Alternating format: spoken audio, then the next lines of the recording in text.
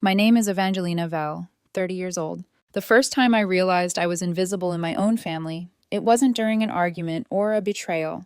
It was at the dinner table, my father raising a glass to my brother, Tyler, and declaring that his company would change everything. My mother's eyes sparkled, pride glowing across the linen tablecloth. I sat at the far end, nodding, my fork tracing lazy circles in my pasta. Tyler had just launched Innovate Tech Solutions, a cloud-based software startup with the kind of buzzwords that made investors nod before they even understood what he was selling. He'd graduated from Stanford's MBA program and returned home armed with pitch decks, venture talk, and the kind of swagger that convinced everyone he was the next Steve Jobs.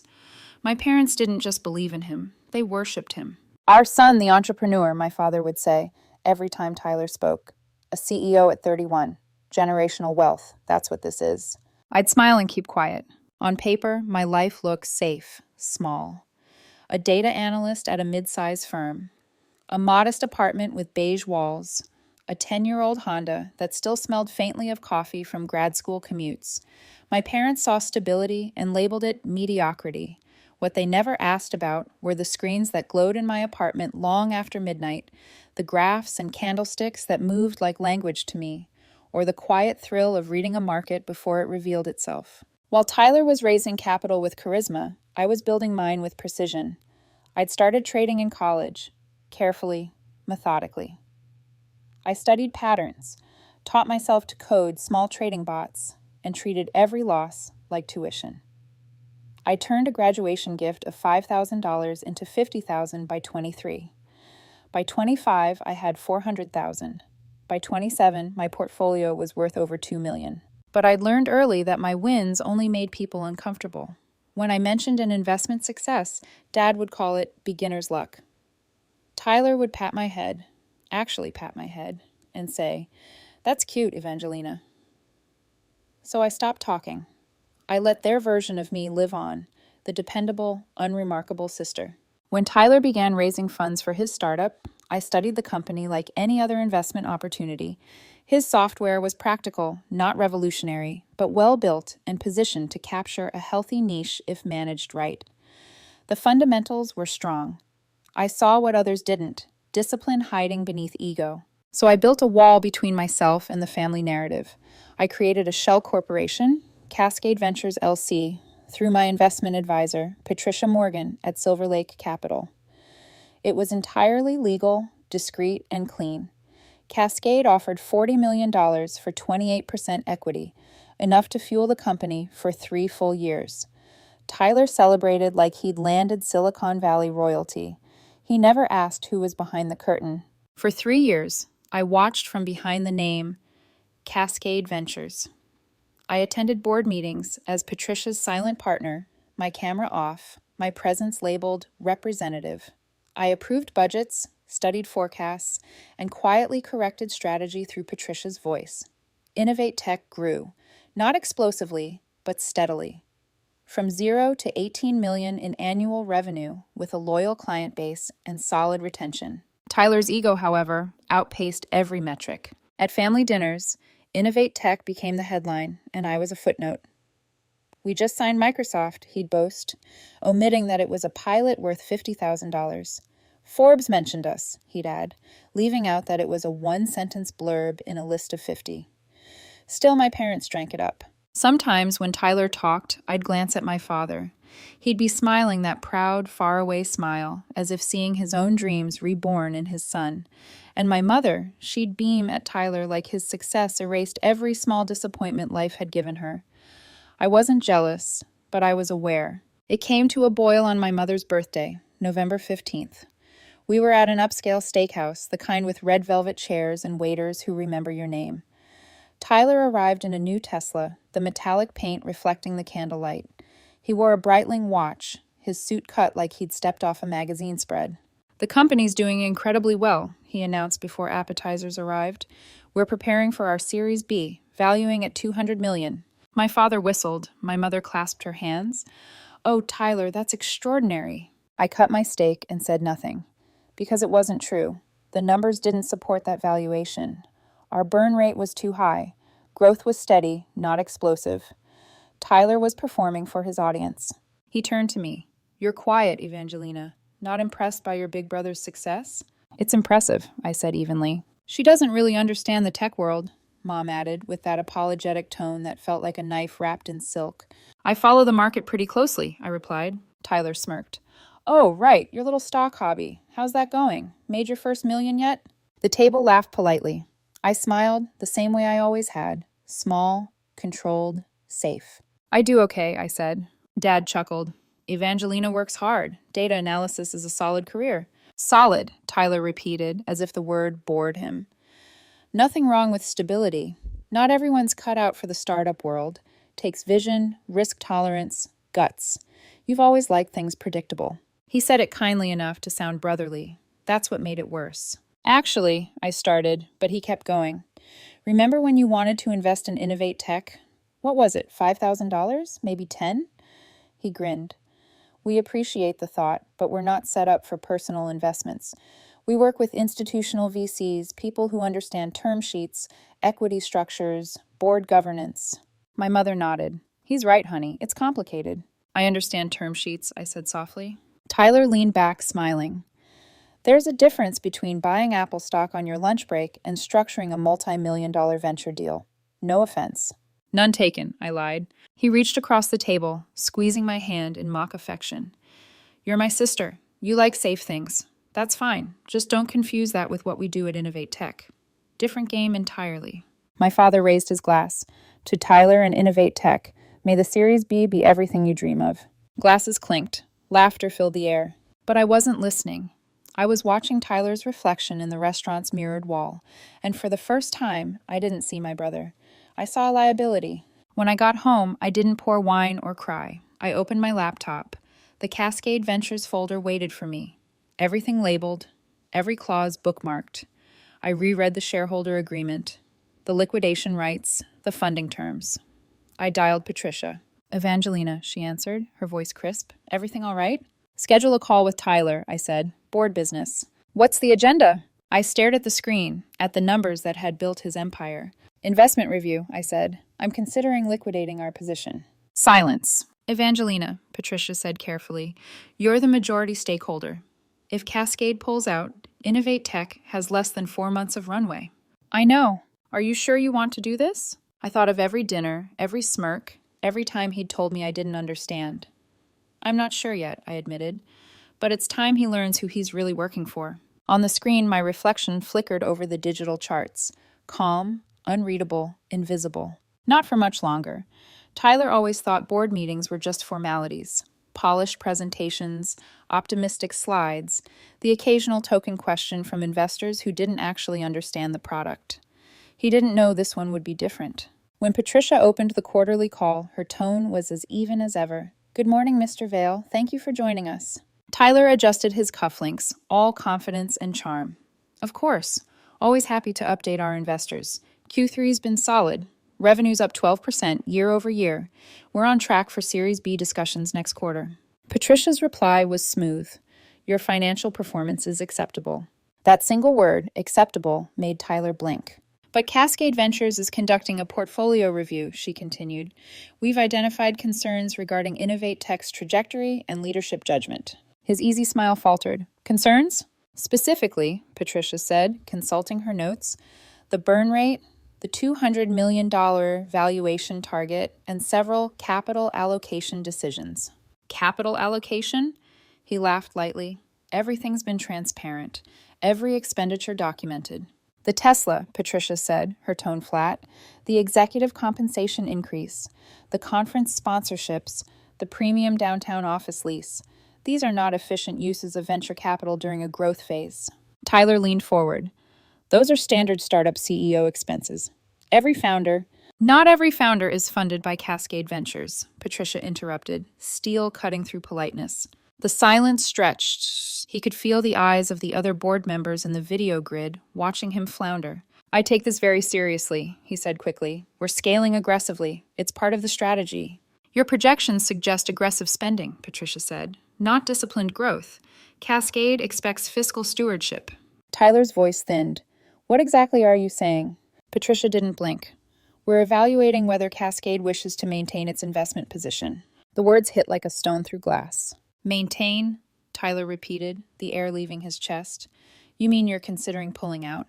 We're evaluating all options, including liquidation of our equity stake. He went pale. You can't do that. That would destroy the company. We're dependent on your funding.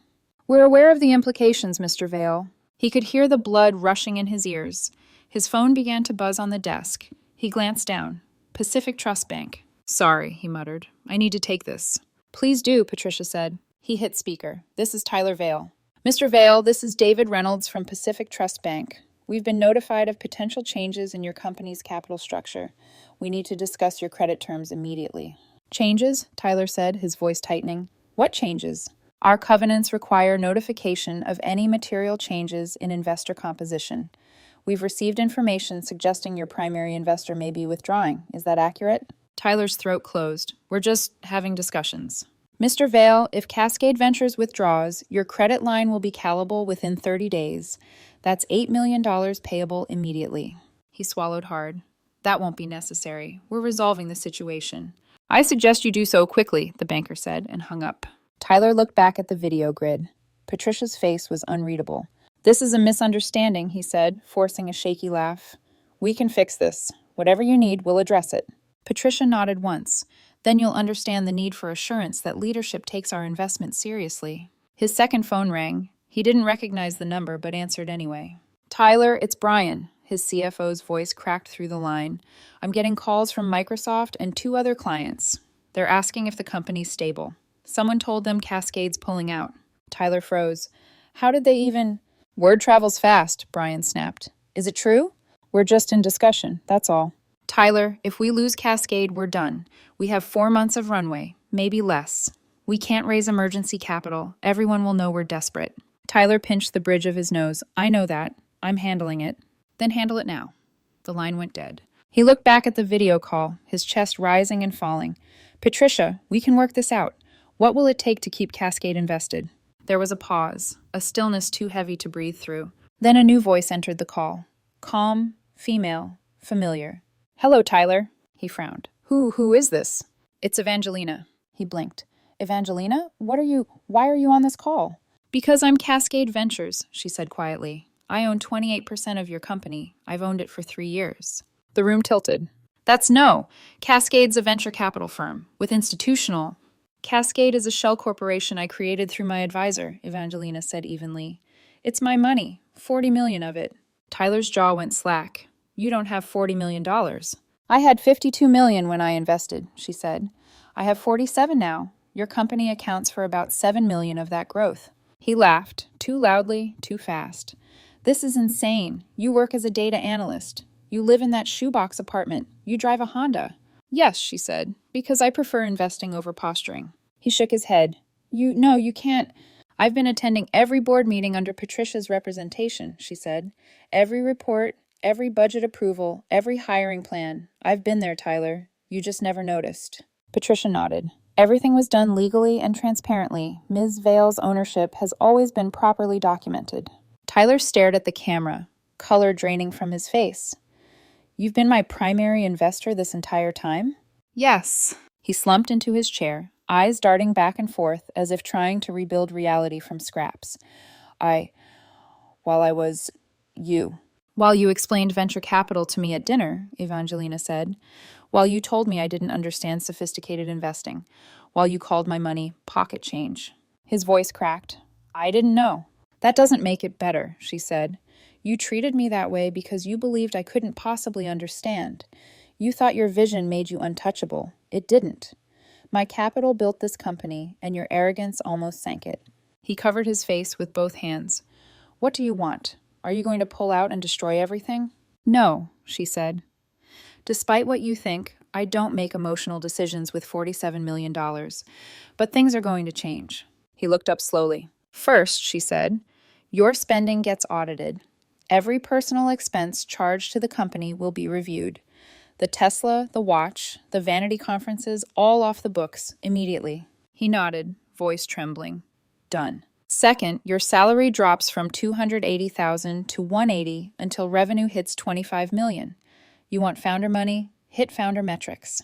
He swallowed. Yes. Third, we hire a real COO. You'll cooperate fully. No vetoes. Understood. Fourth, she continued, the fantasy ends. No more talk of 200 million valuations. We focus on building a sustainable company. He nodded again. Okay. And finally, Evangelina said, her tone sharpening, you're going to tell Mom and Dad the truth. This Sunday. You'll tell them exactly who funded your company. You'll tell them that I've been your boss for 3 years. His eyes widened. Evangelina, please. Those are my terms. Accept them, or I liquidate tomorrow. He hesitated only a moment before whispering, I accept all of it. Good, she said. Patricia will send the updated agreements by Friday. Sign them. He exhaled shakily. Evangelina, I'm sorry. I was an ass. I was wrong about you. She didn't smile. Yes, you were. When the call ended, Evangelina stayed at her desk, the city lights bleeding through her window. For the first time in years, she didn't feel invisible. She felt seen, even if it was through shock and disbelief. And somewhere, in another part of the city, Tyler Vale sat alone in his glass office, surrounded by the trappings of success he'd built on someone else's quiet genius. Sunday was coming. Sunday arrived like a storm you can feel before it breaks. The Vale family gathered at my father's house, the same brick colonial where every important moment, birthdays, holidays, triumphs, had unfolded like chapters of a family novel. This one would end differently. I arrived early, as I always did, taking my usual seat at the end of the long oak table. The air smelled of roasted garlic and rosemary chicken, comfort disguised as ritual. Mom moved through the kitchen in soft focus, humming, polishing silver she'd never stopped caring about. Tyler arrived late. He looked human. The sharp edges of his confidence had dulled. His suit was neat but not showy, his watch gone.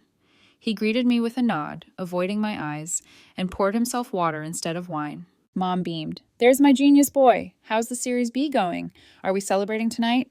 Tyler's throat tightened. I saw it. The way the words hit like weights he couldn't lift. Actually, he said, forcing a steady breath, I wanted to talk to everyone about the company. Dad perked up, knife pausing mid-slice. New investor coming in? Tyler hesitated. Old one, actually. He looked straight at me. There's something you should all know about Innovate Tech, about how it started. Mom smiled indulgently. Oh, honey, we know all that. You got that big investment from Cascade Ventures. Yes, he said quietly. But you don't know who Cascade Ventures is. The room went still. The clock ticked once, loud as thunder. He exhaled. Cascade Ventures is Evangelina. Forks clattered. Mom blinked. What? Dad frowned. What do you mean, Evangelina? I mean, Tyler said, voice trembling. She funded the company. 3 years ago, $40 million. She owns 28%. She's been on the board the entire time. The silence that followed wasn't disbelief, it was absence, like the air had been sucked out of the room. Mom's hand shook as she set down her wineglass. Evangelina, you have $40 million? 47, actually, I said quietly. My portfolio's done well. Dad's eyebrows drew together. But you're a data analyst. Yes, I said. I like the work. It's stable, but I've been investing since college. Day trading, building algorithms, long-term compounding. I turned 5,000 into 50,000, then 400,000, then more. I just never said much because when I tried, I looked at him. You told me it was beginner's luck. He flinched. Tyler stared at the tablecloth. I called it pocket change, he murmured. I nodded. You did. Right before you explained that I didn't understand term sheets or venture capital while I was literally sitting on your board. Mom pressed her hand to her mouth. You've been attending meetings? Through Patricia Morgan, my advisor, I said. I used her as my representative for anonymity. I didn't want my investment treated like a favor. I wanted to see if merit meant anything. Dad's voice was low. Why didn't you just tell us? I looked at both of them. Because you wouldn't have believed me. Or worse, you'd have thought I was showing off. Every time I mentioned a win, it was minimized. Every time I tried to talk about finance, Tyler interrupted. Eventually, silence was easier. The old grandfather clock ticked again. Somewhere outside, wind rattled the maple leaves against the windows. Mom shook her head slowly. All these years, you sat here, listening to us brag about Tyler, while you built the foundation under his company, I finished gently. Yes. Tyler lifted his gaze, his voice small. She saved it too. If she hadn't stepped in this week, Cascade would have liquidated. The bank would have called our loans. Innovate Tech would be gone. Dad leaned back, his face pale. I don't understand. Why hide it? You had all this, and you chose to live small. Because that's how you build wealth, I said simply. Every dollar not spent on image compounds into something real. Warren Buffett still lives in his 1950s house. It's not about showing what you have. It's about letting it work. For the first time in my adult life, my father didn't look dismissive. He looked humbled. Evangelina, he said slowly, I owe you an apology. I underestimated you. I gave a faint smile. That's one way to put it. Tyler let out a shaky laugh. She's being polite. I was an arrogant ass. I treated her like a kid with a piggy bank when she was literally my boss. Your boss? Mom whispered. She controls 28%, he said. She has board authority. I report to her. Dad gave a low whistle, rubbing his temples. And here I thought you were the visionary. Tyler nodded. Turns out the visionary was sitting at this table the whole time, just keeping quiet. I felt something tighten in my chest, relief, sadness, maybe both. It wasn't about revenge, I said softly. It was about respect. I wanted you all to see that success doesn't always come with noise. Mom's eyes filled with tears. Honey, I never meant to make you feel invisible. I know, I said gently. You were just proud of the loudest child. But some of us build in silence. Dad looked at me again, more directly now. So what happens next? I glanced at Tyler. That depends on him. He straightened, voice firming. I've already agreed to all her terms. The audit, the salary cut, hiring a real COO. The company's going to grow the right way now. I'm done with optics. I studied him. For once, he didn't look like a founder pitching a dream. He looked like a man learning to stay grounded. Good, I said. Then we'll be fine. Mom reached across the table, placing her hand over mine. You really did all this on your own? I nodded. Every trade, every analysis, every risk. I built it quietly, piece by piece. Dad exhaled, almost a laugh. All those years I said you were playing it safe. I was playing it smart, I corrected softly. He smiled, slowly, genuinely. I see that now. Tyler spoke again, his voice steady. She's not just successful, she's brilliant. And I was too busy pretending to be the golden child to notice. Mom's tears slipped down her cheeks, and for once I didn't rush to comfort her. She needed to sit in it. The realization that the daughter she'd overlooked had built an empire in silence. The air in the room shifted. Years of hierarchy dissolved. We were no longer the proud parents, the golden son, and the quiet daughter. We were just people, flawed, learning, exposed. Tyler cleared his throat. We'll make this right. I will. And Evangelina, thank you for not pulling the plug. You're welcome, I said, but thank me by following through. He nodded. I will. As we ate, conversation slowly returned. Hesitant at first, then warming, reshaping itself around a new center of gravity. For the first time in years, no one called me the responsible one. They just called me Evangelina. And that, I realized, was worth more than $40 million. The weeks after that dinner felt strangely quiet, the kind of quiet that comes after an earthquake, when everything's still standing, but nothing is quite in the same place. Tyler followed through, faster than I expected. The Tesla was sold within a week. The glossy downtown office lease was replaced with a smaller functional space in Emeryville, with fewer glass walls and more whiteboards. He hired a COO named Dana Liu, a calm, sharp-eyed woman who spoke in data, not drama. She audited every budget line like she was cutting away diseased tissue. Tyler bristled at first but didn't argue. Maybe because he knew I was watching. Maybe because he was finally listening. He called me often now, not to brag, to ask. Do you think we should diversify our client acquisition channels? Should I freeze hiring until Q2? Would you join the next product meeting, just to give your perspective? I always said yes, but never easily. Respect was being rebuilt one conversation at a time, slow fire, burning off years of ego and silence. Under Dana's direction, Innovate Tech stopped chasing vanity partnerships and started tightening product performance. The small Microsoft pilot grew into a real contract. Another Fortune 500 client followed. By spring, revenue jumped 18%. Investors noticed, not the ones chasing hype, but the ones who cared about fundamentals. 6 months later, Innovate Tech closed a Series B round at $120 million. Not the fantasy Tyler once spun, but real, sustainable, earned. My 28% stake revalued to about $34 million. And for the first time, the success felt mutual. I didn't celebrate with champagne. I made tea, logged into my account, and watched the numbers move with a calm satisfaction. Numbers don't need applause, they just need truth. At the next board meeting, Tyler gave his presentation with none of the practiced bravado he used to wear like armor. He talked about strategy, retention, and disciplined growth. Dana nodded once, proud. Patricia glanced at me across the screen with a faint smile that said, "He's learning." Afterward, Tyler stayed behind. "Evangelina," he said softly, "I've been thinking about that night. The board call. You could have destroyed me." "I wasn't trying to destroy you," I said. "I was trying to build something honest." He nodded, his expression open in a way I'd never seen before. I thought success meant being the loudest voice in the room. Turns out it's about being the one who listens. "Maybe," I said, smiling faintly. "But listening only matters if it changes you." He chuckled. "It has. Trust me." There was a pause. Then he said, "You know, I always wanted you to be proud of me." "I am," I admitted, "not for the Tesla or the valuation, but for this version of you, the one who admits he doesn't know everything." He laughed, a real one this time. "Guess humility looks good on me." "It's your best investment yet," I said. When Christmas came, the house smelled of cinnamon and cedar. Same house, same table, but everything felt lighter. The hierarchy had dissolved into something resembling family again. Dinner was easy, no boasting, no performance. Dad carved the turkey while humming under his breath.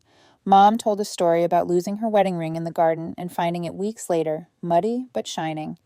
Tyler passed mashed potatoes instead of monologues. Then he stood, glass of wine in hand. "I want to make a toast." Dad grinned. "If it's about the company, keep it under 5 minutes." Tyler smiled. "It's not about the company, it's about family." The table quieted. He looked at me. "To Evangelina, the smartest person I know, my sister, my mentor, my investor, and the reason this family finally learned the value of listening." Everyone raised their glasses. I stayed seated, my own glass halfway to my lips. "To family," I said softly, "and to building things that last." When the laughter returned, I sat back, watching the lights reflect off the ornaments in the window. The snow outside had started to fall in quiet drifts. Dad leaned toward me. "You know," he said, "I've been thinking about something. Maybe you could help me with some of my retirement investments." I smiled. "Maybe." He chuckled. "You drive a hard bargain, huh?" "Only when necessary," I said. Later that night, after everyone had gone to bed, I found myself in the living room, staring at the tree lights flickering against the glass. Tyler came in, still in his dress shirt, tie undone. "I meant what I said," he murmured. "You didn't just save the company, Evangelina. You saved me from myself." I looked at him. "No, you did that when you decided to change." He nodded, quiet for a long time. "You ever regret keeping it all a secret?" "Sometimes," I said honestly. "But I needed to see who you'd be when you didn't know I was watching. Now I know." He smiled faintly. "And who am I?" I took a breath. Someone worth believing in.